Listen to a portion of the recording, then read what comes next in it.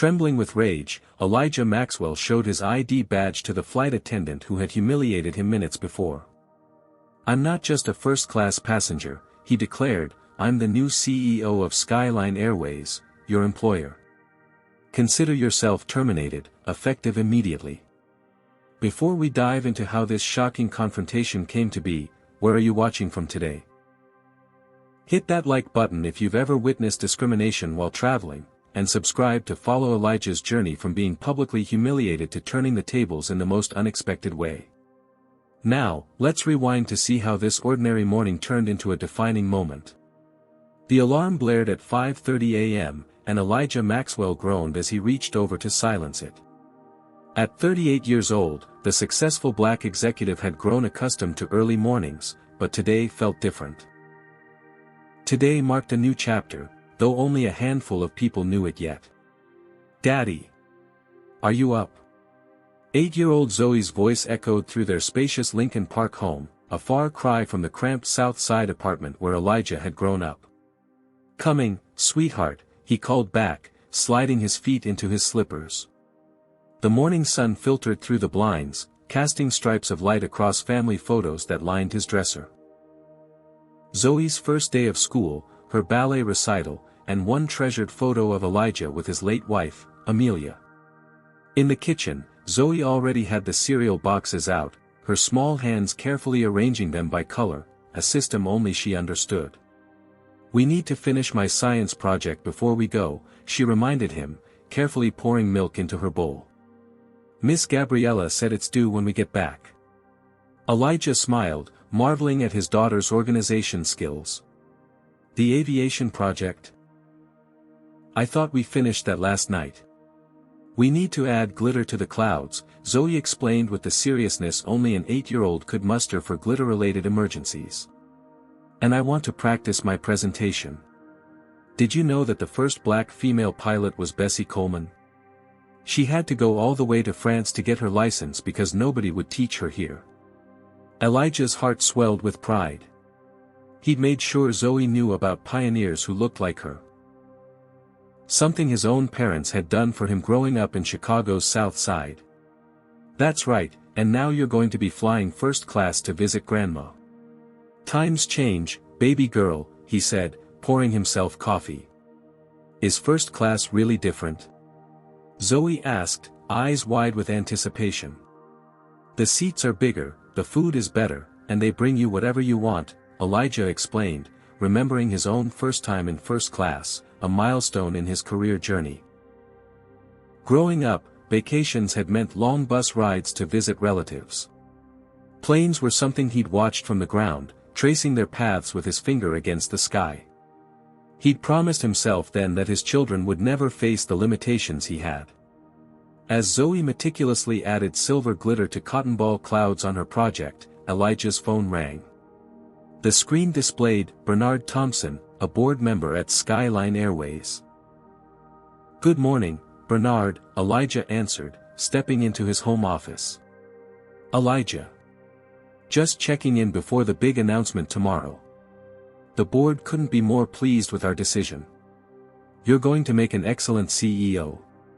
The words still felt surreal. After years climbing the corporate ladder, facing doubts and discrimination at every rung, Elijah had been selected to lead one of the country's major airlines. The news was being kept under wraps until the official announcement, scheduled for the day after his return from Atlanta. "Thank you for your confidence. I won't let you down," Elijah replied, feeling the weight of responsibility settle on his shoulders. He would be one of only a handful of black CEOs in the entire airline industry. "Just get yourself and that brilliant daughter of yours to Atlanta, enjoy your mother's cooking, and prepare for the media circus," Bernard chuckled. "And remember, not a word to anyone until the press release." After ending the call, Elijah checked the time and felt a jolt of panic. They were running late. "Zoe. We need to move double time, kiddo." In the rush that followed, Elijah forgot to change from his comfortable weekend clothes, jeans and a casual button-down, into the business attire he'd laid out. They were halfway to O'Hare when he realized, but turning back wasn't an option. "We'll just have to make do," he told Zoe as they navigated morning traffic. His mind drifted to previous travel experiences, the time a flight attendant had directed him to economy despite his first-class ticket, the random security checks that somehow always seemed to find him, the surprise on people's faces when he took his seat in business class. Little indignities he'd learned to navigate with calculated calm. "You okay, Daddy?" Zoe asked, noticing his tightened grip on the steering wheel. Elijah relaxed his hands and smiled. "Just thinking, sweetheart. Today's going to be a good day." He hoped he was right. O'Hare International Airport buzzed with typical morning chaos, harried business travelers, families corralling excited children, and a constant drone of announcements over the PA system. Elijah guided Zoe through the crowded terminal, their carry-on luggage trailing behind them. "First-class check-in is that way, sir," Elijah said politely to the uniformed attendant who had started directing them toward the economy line without even glancing at their tickets. The young man looked up, surprise flickering across his face. "Oh, of course. My apologies," he stammered, gesturing to the much shorter line beneath a priority sign. Zoe didn't miss the exchange. "Why did he think we weren't first class, Daddy?"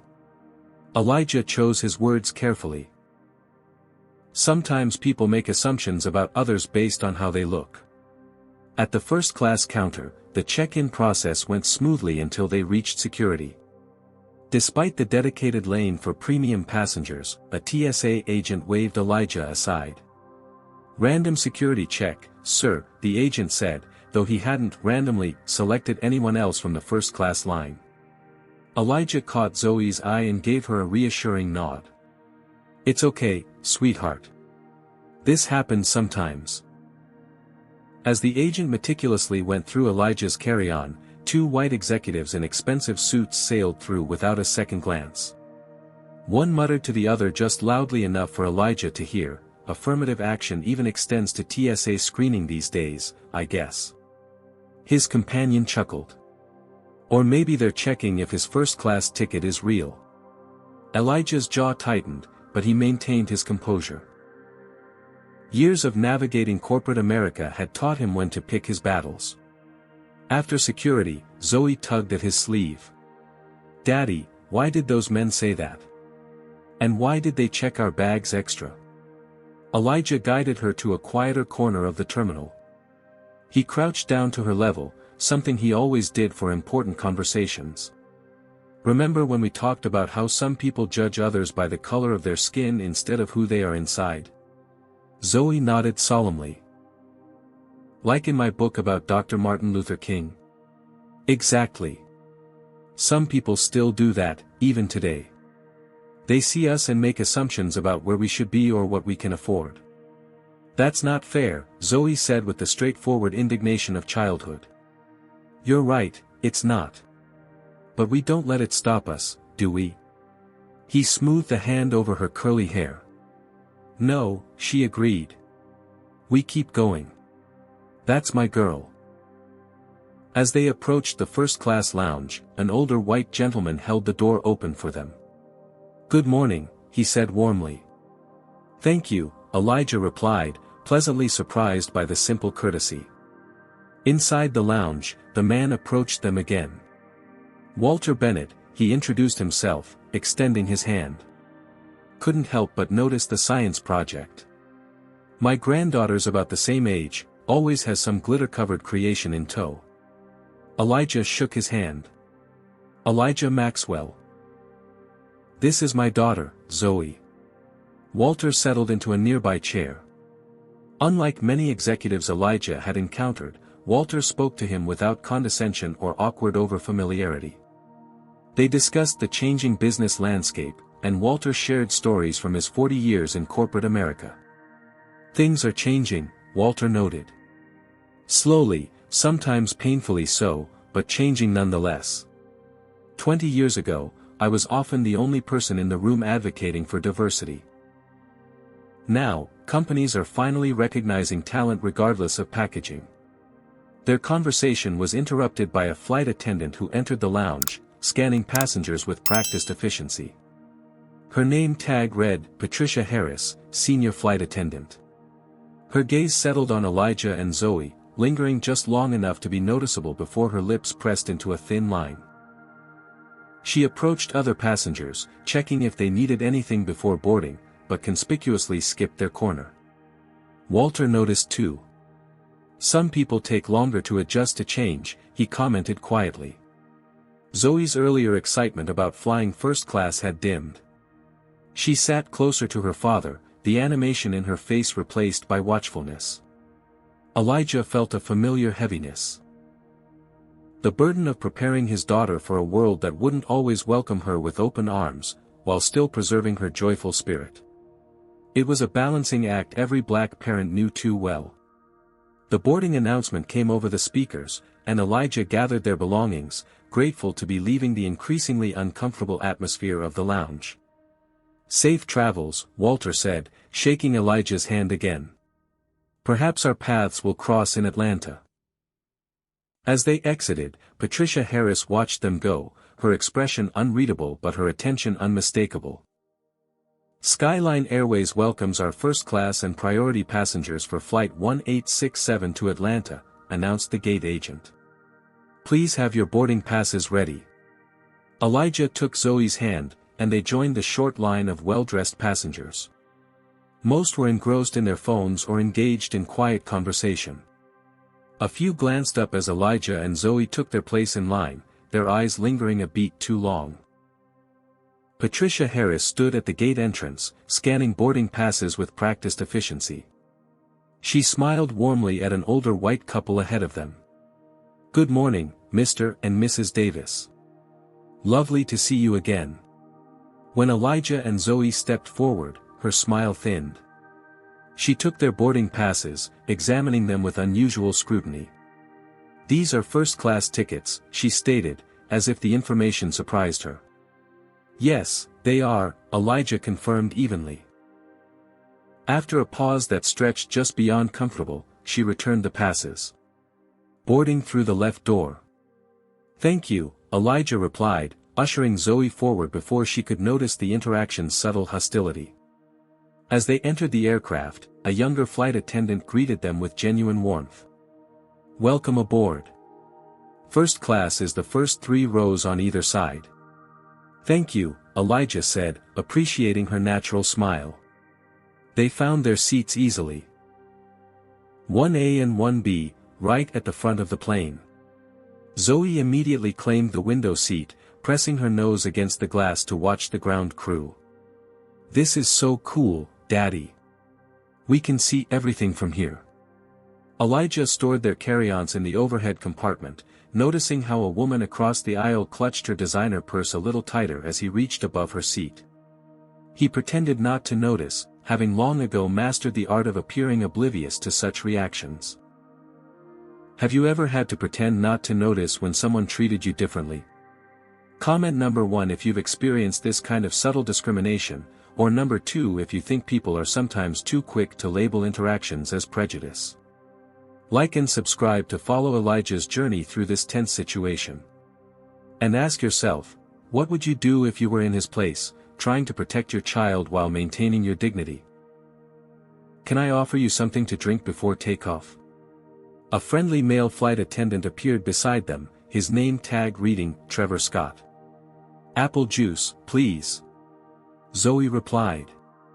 "Water would be great, thank you," Elijah added. "Coming right up," Trevor said with a genuine smile that reached his eyes. As Trevor moved to the galley, Elijah relaxed slightly.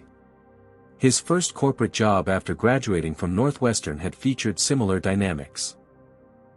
Isolation, subtle exclusion, doubts about his qualifications.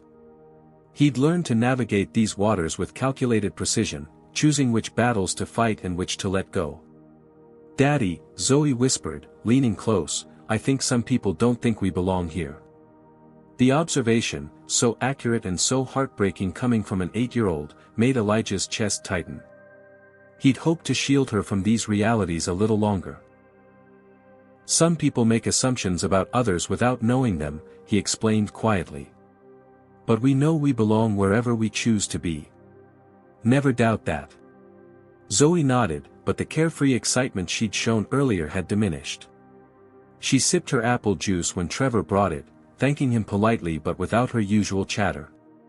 Elijah noticed Patricia Harris passing by their row repeatedly, each time glancing their way with poorly concealed suspicion. The other passengers in first class had all been served their pre-flight beverages, their boarding passes checked once and then forgotten. Yet Patricia seemed fixated on their presence, as if trying to solve a puzzle that didn't exist. "Is everything all right, sir?" Trevor asked quietly, noticing Elijah's tension. "Fine, thank you," Elijah replied automatically, the response ingrained after years of smoothing over uncomfortable situations. As the final preparations for takeoff began, Elijah hoped the flight would proceed without incident. He needed this time with Zoe, away from work pressures and the impending announcement of his new position. Just a father and daughter visiting grandma, was that too much to ask? The seatbelt sign illuminated with a chime, and the main cabin door closed with a definitive thunk. Elijah helped Zoe with her seatbelt, then fastened his own, settling in for what he hoped would be an uneventful flight to Atlanta. But Patricia Harris had other ideas. The aircraft had been fully boarded, safety demonstrations completed, and the plane was preparing for pushback from the gate. Passengers had settled into that quiet lull before takeoff, some reading, others already dozing, most absorbed in their personal electronic devices. Patricia Harris appeared beside their row again, this time with purpose in her stride. She leaned over slightly, her voice pitched just loudly enough that passengers in nearby seats could hear. "Excuse me, sir. I need to see your boarding passes again." Elijah looked up from the book he was sharing with Zoe. "Is there a problem?" "Just a routine check," Patricia replied, though nothing about her demeanor suggested routine. Every eye in first class had turned toward them. Zoe shrank in her seat, her small body tensing beside him.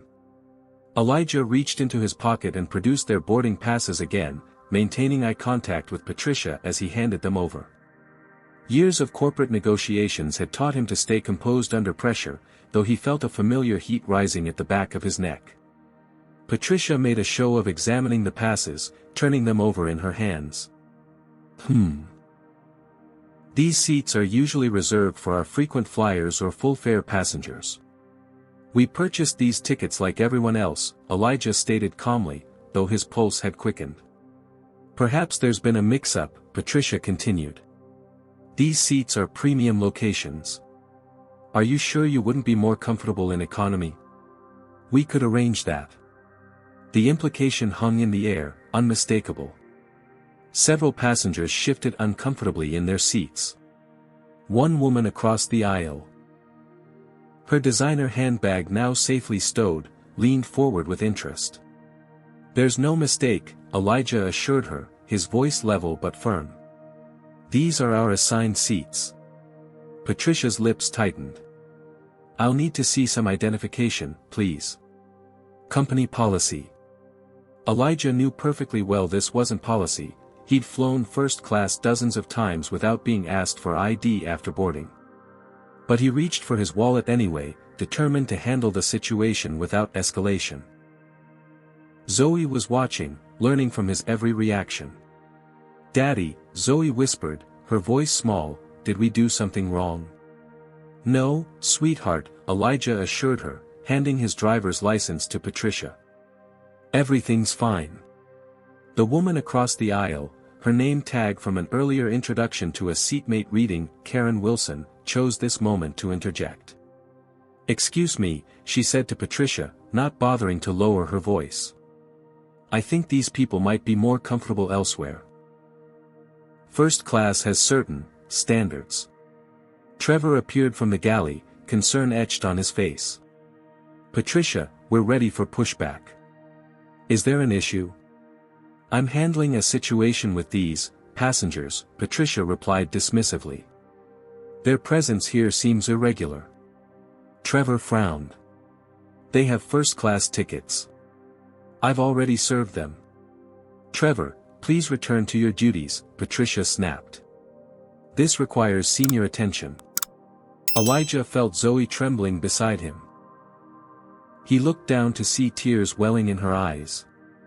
"Ma'am," Elijah said, his voice still controlled but with an edge of steel now, "my daughter and I have valid tickets for these seats.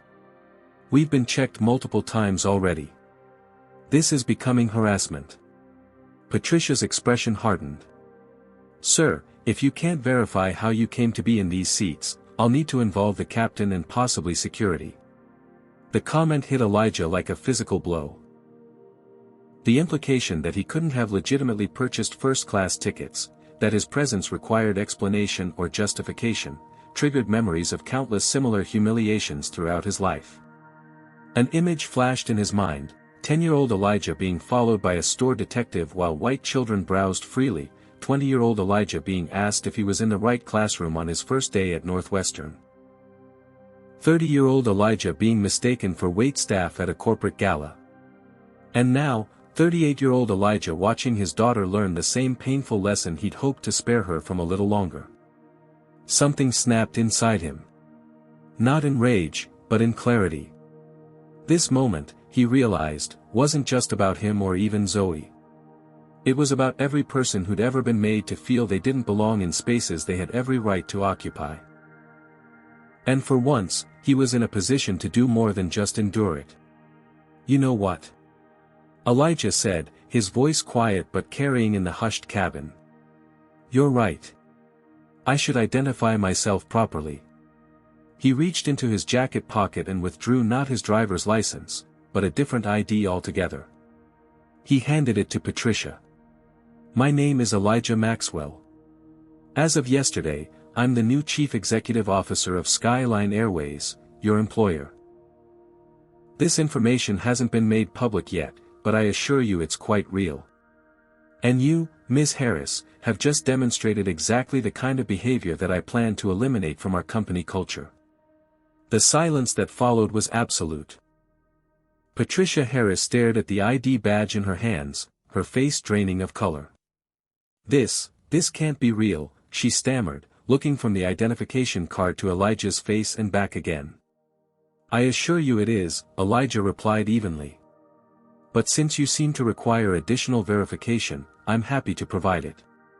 He pulled out his phone and dialed a number on speaker.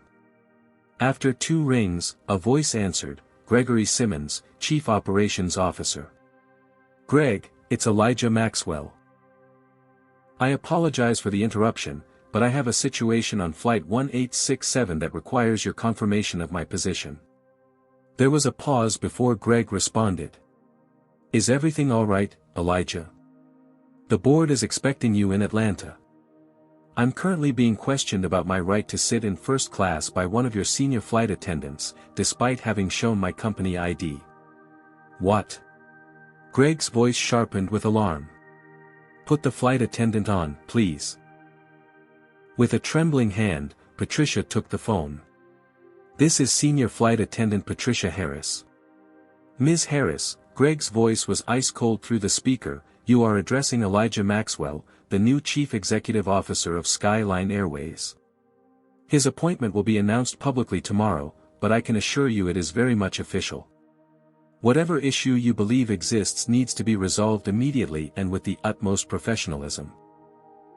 By now, every passenger in first class was watching the scene unfold with rapt attention. Trevor stood nearby, his expression a mixture of shock and something that looked remarkably like satisfaction. Karen Wilson had sunk low in her seat, suddenly intensely interested in the safety card in the seatback pocket. Patricia handed the phone back to Elijah with visibly shaking hands. "Mr. Maxwell, I sincerely apologize for the misunderstanding. I was simply following." "You were not following any Skyline Airways policy," Elijah cut her off, his voice firm but not raised. "What you were following were your own prejudices and assumptions." Patricia's face flushed. "Sir, I assure you this had nothing to do with, it had everything to do with how my daughter and I look," Elijah stated plainly. "You didn't question any other passenger's right to be here. You suggested we would be more comfortable in economy. You implied we couldn't have legitimately purchased these tickets. From the back of first class, a middle-aged black woman in a business suit caught Elijah's eye and gave a small, affirming nod. 2 rows behind her, a young black man in casual clothes watched the confrontation with poorly concealed satisfaction. Elijah continued, "Ms. Harris, I believe in accountability. As CEO, I cannot allow employees who discriminate against passengers to represent our airline." "Please," Patricia's voice had taken on a desperate edge. "I've been with Skyline for 15 years. I have an exemplary record. This is a misunderstanding that made my 8-year-old daughter cry and ask if she'd done something wrong," Elijah pointed out. "A misunderstanding that humiliated us in front of an entire cabin of passengers." Walter Bennett, who had been observing silently from his seat across the aisle, finally spoke up. "If I may, Mr. Maxwell. I witnessed Ms. Harris's behavior in the lounge as well. It was targeted." Patricia's pleading expression crumpled. "Mr. Maxwell, please. I have a mortgage, a family, as do many people who face discrimination every day," Elijah replied. "Their financial obligations don't protect them from prejudice. Why should yours protect you from consequences?" The captain appeared at the front of the cabin, his presence commanding immediate attention. "What's going on here?" "We've been delayed for pushback." Elijah stood, offering his hand. "Captain, I'm Elijah Maxwell, incoming CEO of Skyline Airways." The captain's eyebrows shot up in recognition. "Mr. Maxwell. We received a notification you might be traveling today, but we're told to maintain discretion." "I appreciate that. Unfortunately, we have a situation involving discriminatory treatment by a member of your crew." Quickly and precisely, Elijah explained what had transpired. The captain listened, his expression growing increasingly grave. "Ms. Harris," the captain finally said, "please gather your belongings and exit the aircraft. The ground crew will escort you to HR." "But," Patricia began. "That's an order," the captain stated firmly. As Patricia moved to comply, her face a mask of shock and humiliation, Karen Wilson finally spoke up from her seat. "This is ridiculous. She was just doing her job, making sure everyone was in their proper place." Elijah turned to her calmly. "And what exactly is our proper place, Ms. Wilson?" Karen faltered, suddenly aware of how her words could be interpreted. "I didn't mean, I think you've said enough," Walter Bennett interrupted. "Perhaps it's time for reflection rather than further commentary." As Patricia was escorted toward the exit, her shoulders slumped in defeat, Zoe tugged at her father's sleeve. "Daddy," she whispered, loud enough that those nearby could hear, "is the mean lady in trouble because of us?" Elijah crouched down to his daughter's level. "No, sweetheart. She's in trouble because of her own actions. Remember what we talked about? People are responsible for their choices." Zoe nodded solemnly, though confusion still clouded her eyes. The captain turned to the rest of the cabin. "Ladies and gentlemen, we apologize for the delay. We'll be proceeding with our departure shortly. Thank you for your patience." As he returned to the cockpit, a scattered applause broke out among some passengers. Others looked uncomfortable or confused. The division was palpable, a microcosm of the broader world outside the airplane's pressurized cabin. Trevor approached Elijah, speaking quietly. "Mr. Maxwell, we'll have another flight attendant joining us momentarily. Is there anything I can get for you or your daughter in the meantime?" "Just a normal, pleasant flight," Elijah replied with a tired smile. "That's all we wanted from the beginning." The replacement flight attendant arrived quickly, a woman in her early 30s with a warm smile and efficient movements. Her name tag read, Gabriela Rodriguez. "Ladies and gentlemen, I'm Gabriela, taking over as your senior flight attendant for this flight to Atlanta. We apologize for the delay and thank you for your patience. We'll be pushing back from the gate momentarily." The aircraft finally began moving, the gentle backwards motion signaling the start of their journey. Tension still hung in the air of the first-class cabin, the aftermath of the confrontation lingering like static electricity. Zoe remained unusually quiet, her face turned toward the window as they taxied toward the runway. Elijah felt a pang of regret. Had he done the right thing? The question echoed in his mind as the engines revved for takeoff. Have you ever had to make a difficult decision in front of your child? Comment number 1 if you think Elijah was right to stand up to discrimination, even if it meant creating a scene. Or comment number 2 if you believe he should have handled it privately for his daughter's sake. Like and subscribe if you've ever had to choose between standing up for yourself and keeping the peace. How far would you go to protect both your dignity and your child's innocence?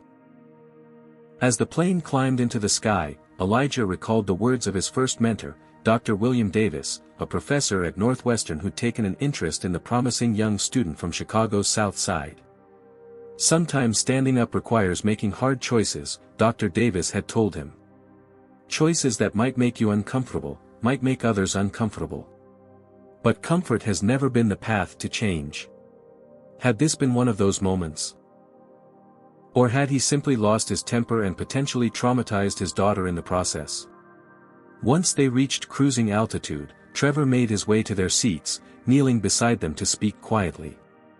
"Mr. Maxwell," he began, his voice low, "I want to thank you. Patricia has been doing this for years, little comments, extra checks, suggesting certain passengers might be more comfortable elsewhere. We've filed complaints, but nothing ever happens." Elijah hadn't expected this. "You've reported her before?" Trevor nodded. "Several of us have. But she's been here so long, has friends in management, the complaints always disappeared into the void." The knowledge that Patricia's behavior was a pattern rather than an isolated incident eased some of Elijah's doubt, but the regret about Zoe witnessing the confrontation remained. As the service began, Gabriella approached with genuine warmth. "Can I get you anything to drink, Mr. Maxwell? And for the young lady?" "Apple juice, please," Zoe requested, her voice smaller than usual. "Water for me, thank you," Elijah added. When Gabriella returned with their drinks, she hesitated briefly. "Mr. Maxwell, I hope this isn't inappropriate, but, thank you. I've experienced similar treatment myself, both as an employee and as a passenger when traveling off-duty." Elijah nodded in understanding. "I'm sorry to hear that. I hope you know that changes are coming." "That's why I wanted to say thank you," Gabriella replied with a genuine smile before continuing her service. Throughout the next hour, several passengers made their way to Elijah's seat, a young black attorney who shared his own travel experiences, an older Asian couple who spoke of similar encounters, a white mother traveling with her biracial children who expressed gratitude for his stand. Karen Wilson, meanwhile, had requested to move seats, but with the flight full, she remained trapped in her embarrassment, studiously avoiding eye contact with anyone around her. Walter Bennett made his way forward to sit in an empty seat near Elijah while his seatmate visited the lavatory. "Quite the introduction to your new role," the older man observed. Elijah smiled ruefully. "Not exactly how I planned to begin. Sometimes leadership isn't planned. It's thrust upon us at unexpected moments," Walter replied. "How we respond in those moments defines our legacy more than any strategic plan or quarterly report. I'm concerned about the example I set for my daughter," Elijah admitted, glancing at Zoe, who was now absorbed in a game on her tablet. "You showed her that her dignity matters," Walter said simply. "That her right to occupy space isn't contingent on anyone else's approval. There are worse lessons for a child to learn." Before Walter could continue, the aircraft encountered a patch of turbulence, the sudden jolts mirroring Elijah's internal state, unsettled, uncertain of what awaited on the other side. As the seatbelt sign illuminated with a chime, Elijah's phone buzzed with incoming messages. The board members had somehow already heard about the incident. Some expressed support, others concern about potential legal issues. The news was spreading faster than the aircraft itself was moving. Elijah put his phone away, feeling the weight of uncertainty. Would this incident define his leadership before it officially began? Had he damaged the very opportunity he'd worked so hard to attain? Beside him, Zoe had fallen asleep, her head resting against his arm. Looking at her peaceful face, Elijah felt a renewed sense of purpose. Whatever came next, he would face it, not just for himself, but for her future and the futures of countless others who deserved to be treated with dignity. The turbulence subsided, and the plane continued its journey toward Atlanta, where unknown challenges awaited them both. The first indication that something had changed came when they began their descent into Atlanta. Flight attendants normally kept cell phones stowed during this phase, but Elijah noticed Trevor and Gabriella huddled near the galley, looking at a phone screen with wide eyes. When they landed at Hartsfield-Jackson International Airport, Elijah turned his own phone back on and was immediately bombarded with notifications. Texts, emails, missed calls, social media alerts, all flooding in at once. "Mr. Maxwell," Trevor approached as passengers prepared to deplane, "you should know that, well, the incident has gone viral." "What do you mean?" Elijah asked, though he already suspected the answer. "Several passengers recorded what happened," Trevor explained, looking both apologetic and concerned. "The videos are all over social media. #SeeYoingCoach is trending." Elijah winced at the hashtag's irony. They'd been in first class, not coach, yet the narrative was already being rewritten by the internet's game of telephone. As they stepped off the plane, Elijah was startled to see several people in the jet bridge holding up phones, clearly recording their exit. Instinctively, he moved to shield Zoe. "Daddy, why are those people taking pictures?" she asked, clinging to his hand. "Remember how we talked about social media?" he replied calmly. "Sometimes things happen that people want to share." The situation in the terminal was even more chaotic. A small crowd had gathered near their gate, some appeared to be journalists, others simply curious onlookers. Elijah spotted his mother, Regina, standing at the periphery, her face a mixture of concern and fierce pride. "There's Grandma," he said to Zoe, guiding her through the crowd with a protective arm around her shoulders. Regina Maxwell was a formidable woman at 65. She'd raised Elijah alone after his father's early death, working 2 jobs while pursuing her nursing degree. Her silver-streaked hair was pulled back in her customary neat bun, and her posture remained ramrod straight, a woman who had faced down too many challenges in life to be easily intimidated. "Ma," Elijah greeted her with a hug. "My boy," she replied, embracing him tightly before crouching to envelop Zoe in her arms. "And my beautiful grandbaby. Grandma." Zoe's face lit up with the first genuine smile Elijah had seen since before the confrontation. "Let's get out of here," Regina suggested, eyeing the growing crowd. "My car's close." As they made their way through the terminal, Elijah's phone rang again. Bernard Thompson's name flashed on the screen. "I need to take this," he told his mother. "Elijah," Bernard began without preamble, "have you seen what's happening online?" "I'm just learning about it," Elijah replied, keeping his voice low. "How bad is it?" "It's complicated," Bernard said. "The board is divided. Some think you overstepped, concerns about wrongful termination, employment law complications. Others are applauding you for taking a stand against discrimination. The video clips are somewhat fragmented, so different people are seeing different parts of the interaction. I stand by my decision," Elijah stated firmly. "I expected as much," Bernard replied. "Look, we've booked you a suite at the Meridian Hotel instead of your mother's place. We need to contain this, develop a strategy. The PR team is flying in tonight." Elijah glanced at his mother and daughter, walking ahead of him. Zoe had been looking forward to staying at Grandma's house, with its backyard swing and the piano she loved to plunk at. "I appreciate the thought, Bernard, but we'll be staying with my mother as planned. I'm not going to disrupt my daughter's visit further. The PR team can meet us there tomorrow." After a pause, Bernard conceded. "All right.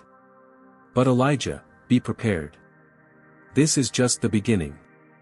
By the time they reached Regina's modest but well-kept home in Atlanta's historic West End neighborhood, the situation had escalated further. Hashtag Skyline discrimination was now trending alongside hashtag #SeeYoingCoach. Former Skyline employees had begun sharing their own stories of Patricia Harris's behavior toward passengers of color. Regina's living room became an impromptu crisis management center. While Zoe practiced on the old upright piano in the corner, Elijah participated in a video conference with several board members. "The legal department is concerned," said Helen Richardson, the board's most conservative member. "Patricia Harris could claim wrongful termination. You weren't officially CEO yet, and there are procedures for employee discipline."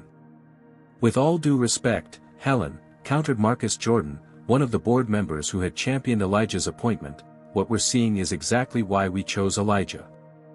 He recognized a systematic problem and took decisive action." "But the optics," Helen began. "The optics are exactly the point," Elijah interjected. "What message would it send if our airline tolerates employees who profile passengers based on race? What does that say about our values as a company?" The debate continued, with positions hardening on both sides. Meanwhile, Elijah's social media accounts were flooded with messages, some supportive, others accusing him of overreacting or leveraging his new position for personal vengeance.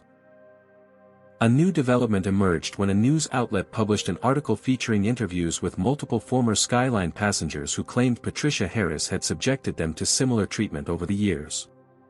"Did you know about these previous complaints?" Elijah asked Trevor during a brief phone call.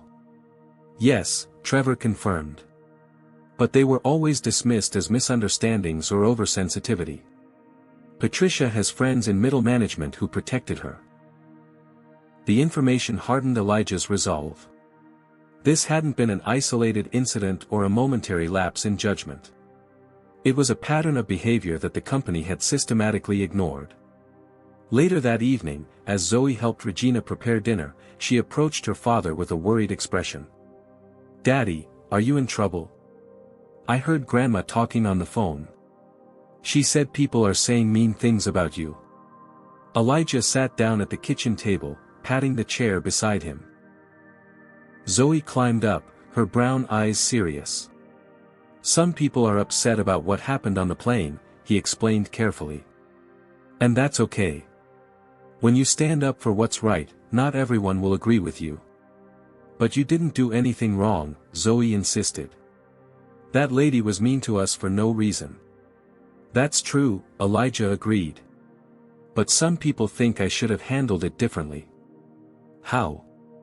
It was a good question, one that had been nagging at him since the incident. "Maybe more privately. Maybe with less consequences for her." Zoe considered this, her small brow furrowed in concentration. "But Daddy, you always tell me that choices have consequences." From the stove, Regina chuckled. "Smart girl," she commented. "Reminds me of someone else at that age, always cutting straight to the heart of things." That night, after Zoe had gone to bed, Regina joined Elijah on the back porch, where he sat scrolling through the seemingly endless commentary about the incident. "You remember what happened to me at Grady Memorial?" she asked, settling into the rocking chair beside him. Elijah nodded. His mother had been a nurse there for 30 years before retiring. In her final year, she'd been passed over for a supervisory position in favor of a less qualified white nurse. She'd filed a complaint, endured months of hostile work environment, and eventually won her case, but the victory had come at a steep personal cost. "People said I should have kept quiet, should have accepted it," Regina continued. "Said I was making trouble for myself and others. But some troubles need to be made, Elijah. Some systems don't change until they're forced to." She reached over to pat his hand. "You did right by your daughter today. You showed her that she doesn't have to accept being treated as less than. That lesson is worth whatever storm comes your way." Elijah squeezed his mother's hand, drawing strength from her unwavering support.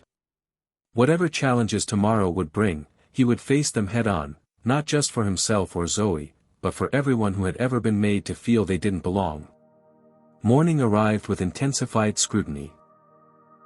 Overnight, the hashtags had evolved, opinions had polarized, and what had been a viral moment was now a full-blown corporate crisis.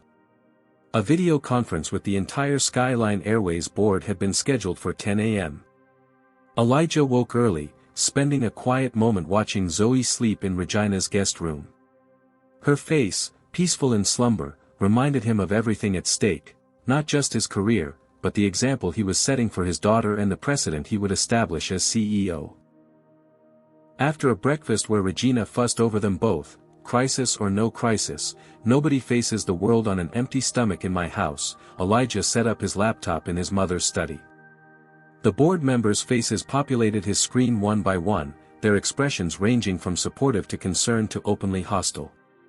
"Let's get right to it," said Thomas Williamson, the board chairman. "We're facing a significant PR situation that could impact the company's reputation and stock price. Elijah, you've put us in a difficult position before even officially taking the reins."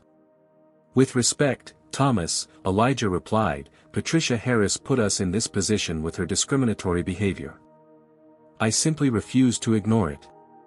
"The question isn't whether her behavior was appropriate," Helen Richardson interjected. "It's whether your response was proportional and followed company protocols." "What protocols exist for a CEO being racially profiled on his own airline?" Marcus Jordan countered. "Sometimes leadership requires decisive action outside established channels." The debate continued, positions entrenched on both sides. Elijah listened carefully, understanding that this moment would define his leadership before it officially began. When everyone had spoken, Thomas turned to him. "Elijah, you've heard our concerns and support. What do you propose we do now?" Elijah had been contemplating this question since the incident occurred. This wasn't just about one flight attendant or one uncomfortable encounter, it was about the culture of the entire organization and the message they wanted to send to employees and customers alike. "I believe we have an opportunity," he began. "Not just to address this incident, but to transform our company culture. I'm proposing a comprehensive initiative focused on inclusion and respect at every level of our organization." He outlined his vision. Mandatory training for all customer-facing staff, a transparent system for reporting and addressing discriminatory behavior, diversity recruitment goals, and a passenger bill of rights that explicitly prohibited profiling. "As for the immediate situation," he continued, "I stand by my decision regarding Patricia Harris. Her behavior reflected a pattern that our company had ignored for too long. However, I recognize the concerns about process. I'm willing to have my first official act as CEO be the establishment of an independent review board for similar incidents in the future." The board members exchanged glances. It was a bold proposal, one that acknowledged the legitimacy of concerns while refusing to back down on the core principle. "I'd like to put this to a vote," Thomas said after a moment of consideration. "All in favor of accepting Elijah's proposal and moving forward with his appointment as planned?" One by one, hands raised on the screen.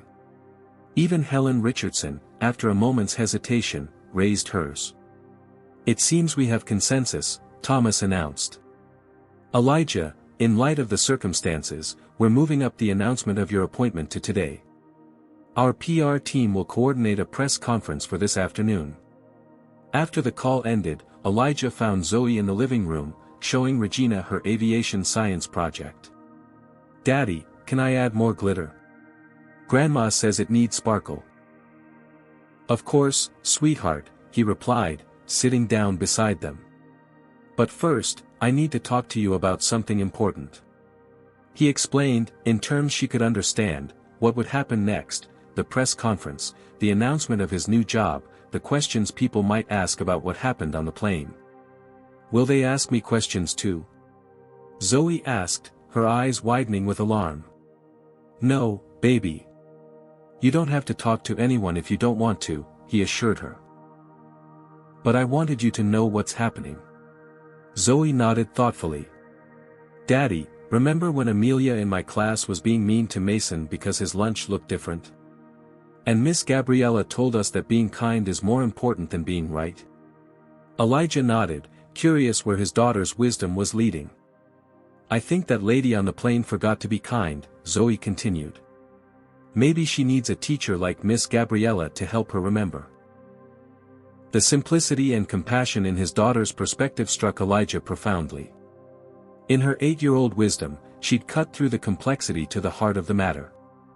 Later that morning, Walter Bennett arrived at Regina's house, having tracked Elijah down through mutual connections. Hope I'm not intruding, the older man said when Regina showed him to the back porch where Elijah was preparing his remarks for the press conference. Not at all, Elijah assured him. I appreciate your support yesterday. Walter settled into a chair. I've been in business for 40 years, Elijah. Seen a lot of leaders come and go. The best ones are those who recognize when a moment isn't just about themselves, when it's about setting a standard that will outlast their tenure. He offered strategic advice about handling the press, managing board expectations, and balancing firmness with grace in the public eye. As they talked, Elijah's phone buzzed with a message from Trevor, the flight crew is behind you. We've formed a group to support changes at Skyline. Also, I've documented all the complaints against Patricia that were dismissed. Let me know if you need them. Another message arrived from an unexpected source, Karen Wilson, the passenger who had supported Patricia's actions. Mr. Maxwell, I've been reflecting on my behavior. It was inexcusable. I'm ashamed of how I acted and the assumptions I made.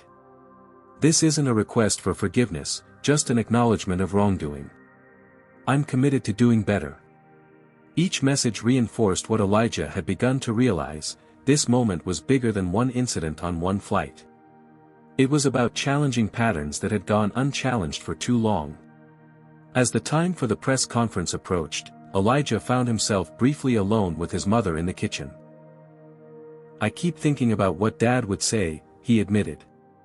Regina's husband, Elijah's father, had been a civil rights activist in his youth before becoming a high school teacher. Regina smiled, the memory of her late husband softening her features.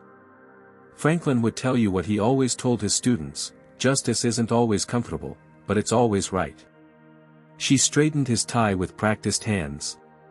You go show them what leadership really means, son. With his mother's words echoing in his mind and his daughter's wisdom in his heart, Elijah prepared to step into the spotlight, not just as a CEO, but as someone willing to stand for change, even when it was difficult. Especially when it was difficult. The hotel conference room buzzed with activity, camera crews adjusting equipment, journalists checking recorders, PR staff distributing press packets. The Skyline Airways logo dominated the backdrop, the company's slogan, "Reaching New Heights Together," displayed prominently beneath it. Elijah stood in a side room, Zoe beside him holding his hand. He'd given her the choice to wait with Regina, but she had insisted on staying with him. "Ready, Daddy?" she asked, looking up at him with complete confidence, the kind only a child can offer, uncomplicated by doubt or cynicism. "Ready," he confirmed, giving her small hand a squeeze. Thomas Williamson entered, his expression serious but supportive. Full house out there. Board members are seated front row. We've prepared a statement, but... He hesitated. "But you're wondering if I'll stick to it," Elijah finished for him. Thomas nodded. "The PR team has crafted something diplomatic. It addresses the incident without inflaming tensions further." Elijah considered the carefully worded statement he'd reviewed earlier, a masterpiece of corporate communication that said everything and nothing simultaneously. "I appreciate their work," he said finally, "but I need to speak from the heart today. People will know if I'm just reading talking points." Thomas looked like he wanted to object but ultimately nodded. "It's your show now, Elijah. We're behind you." He crouched down to Zoe's level. "And you must be the famous Zoe I've heard so much about. Your dad talks about you all the time." "He's going to be the boss of the whole airplane company," Zoe informed him seriously. "Yes, he is," Thomas agreed with equal seriousness. "And a very good one," I think. As Thomas left, Trevor and Gabriella appeared in the doorway, both now in civilian clothes. "We wanted to wish you luck," Trevor said. "A lot of the crew is watching this live stream. You've got more support than you know." "Thank you both," Elijah replied. "For everything." The PR director poked her head in. 2 minutes, Mr. Maxwell." With a deep breath, Elijah stepped toward the door, Zoe still holding his hand. The flashbulbs began immediately as they entered the conference room. Elijah approached the podium, lifting Zoe to stand beside him. The room fell silent, pens poised over notepads, cameras focused intently. "Good afternoon," Elijah began. "My name is Elijah Maxwell. As of today, I am the new Chief Executive Officer of Skyline Airways. This isn't how I plan to introduce myself to you." He paused, looking out at the sea of faces, the board members in the front row, journalists from every major outlet, and at the back of the room, a surprise, Regina had arrived, standing beside Walter Bennett. "I grew up on Chicago's South Side," Elijah continued. "My mother worked 2 jobs to keep a roof over our heads and food on our table. When I was 10, I watched a plane fly overhead and told her someday I'd fly in one. She didn't tell me it was impossible, even though in 1990 Chicago, a black kid from our neighborhood had slim chances of achieving that dream." He glanced down at Zoe, who was watching him with pride. "Yesterday, my daughter and I boarded a Skyline Airways flight in first class. What should have been a routine journey became something else entirely when we were singled out, questioned, and humiliated based on assumptions about who belongs in premium cabins." Cameras clicked rapidly as he recounted the incident, carefully omitting details that might embarrass Zoe further. He explained his position, his decision regarding Patricia Harris, and his vision for change at Skyline Airways. "This isn't about one flight attendant," he emphasized. "It's about a culture that allowed her behavior to continue unchecked despite multiple previous complaints. It's about the difference between saying we value diversity and inclusion and actually creating environments where everyone is treated with dignity and respect." He outlined the comprehensive initiative he'd proposed to the board, the training programs, the reporting systems, the commitment to diversifying the company at every level. "But I've been reflecting on something my daughter said this morning," Elijah continued, placing a gentle hand on Zoe's shoulder. "She reminded me that kindness should always be our first response, even in difficult situations." A murmur went through the crowd as Elijah announced his most surprising decision: "Therefore, I'm offering Patricia Harris an alternative to termination. If she's willing to undergo comprehensive training and work with our newly established diversity and inclusion team, she'll be offered a position helping to train other employees about unconscious bias and respectful customer interaction. Sometimes the people who've made mistakes have the most powerful lessons to teach others." At the back of the room, a woman stepped forward, Patricia Harris herself, looking vastly different from the confident, dismissive flight attendant of yesterday. Her face showed evidence of tears, her posture diminished by the weight of public scrutiny. Their eyes met across the crowded room. After a moment of palpable tension, Elijah gave her a small nod, not of forgiveness exactly, but of acknowledgement. An opening for transformation. Patricia's eyes welled with tears as she nodded back, the gravity of the moment, and the unexpected grace being extended, visibly affecting her. "Skyline Airways is embarking on a new journey today," Elijah continued, returning his attention to the assembled press. "One where we recognize that reaching new heights together means ensuring everyone feels respected and valued, both our employees and our passengers." He gestured to the board members. "I'm grateful to have the unanimous support of our board in this vision." One by one, the board members stood, a visible demonstration of unity that sent another ripple of surprise through the journalists. "I'd like to introduce Trevor Scott," Elijah continued, gesturing for Trevor to join him. "Trevor has been appointed as our new head of passenger experience, tasked with ensuring every customer receives the respect and service they deserve." Trevor stepped forward, shaking Elijah's hand firmly before taking the microphone. "Thank you, Mr. Maxwell.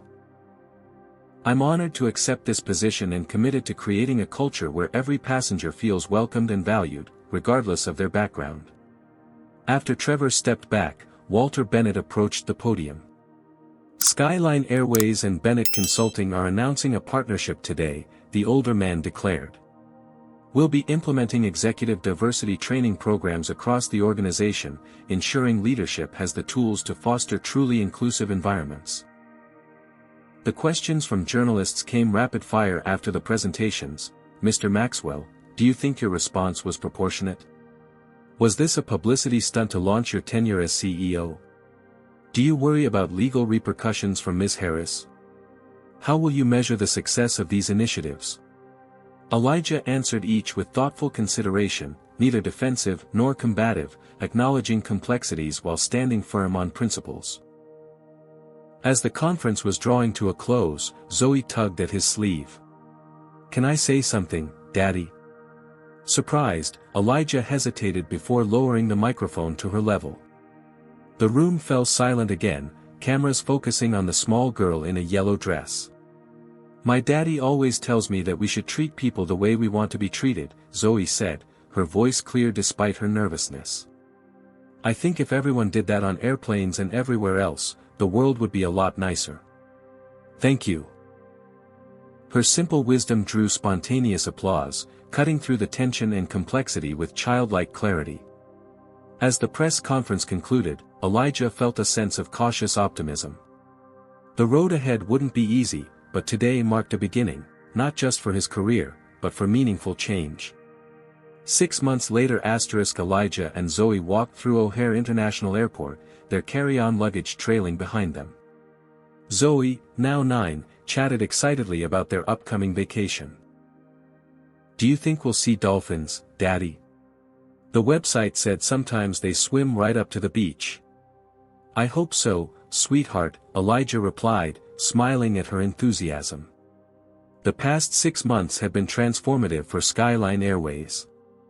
The comprehensive diversity initiative had been implemented across the organization. Complaints of discriminatory treatment had decreased significantly, while customer satisfaction scores had risen. The stock price, after an initial dip, had rebounded strongly. Patricia Harris had accepted the alternative position and, somewhat surprisingly, had become one of the most effective trainers in the program. Her first-hand perspective on how unconscious bias could affect behavior resonated with employees in a way that theoretical training never could. As they approached the Skyline check-in counter, the attendant greeted them warmly. "Good morning, Mr. Maxwell, Miss Maxwell. We're honored to have you flying with us today." "Thank you," Elijah replied, appreciating the professionalism that was now the standard rather than the exception. As they made their way to the first-class lounge, Elijah noticed a young black girl, perhaps 12 or 13, watching him with wide eyes. She tugged on her mother's sleeve, whispering something. The mother smiled and approached. "I'm sorry to bother you, Mr. Maxwell, but my daughter Alicia is doing a school project on business leaders making a difference. She specifically chose you." Elijah crouched down to the girl's eye level. "Is that right?" Alicia nodded shyly. "I saw you on the news. I told my mom and dad I want to be like you someday, someone who changes things when they're not fair." Elijah felt a lump form in his throat. "That's a wonderful goal, Alicia. The world needs more people like you." As they continued to their gate, Zoe slipped her hand into his.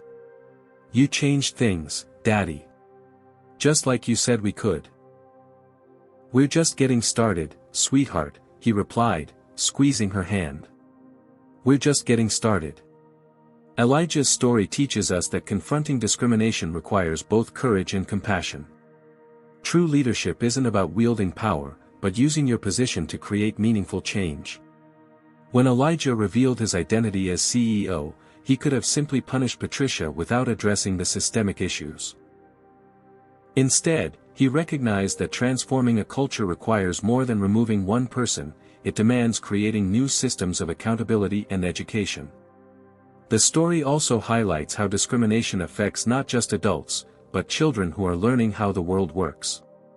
Zoe's innocent question, did we do something wrong?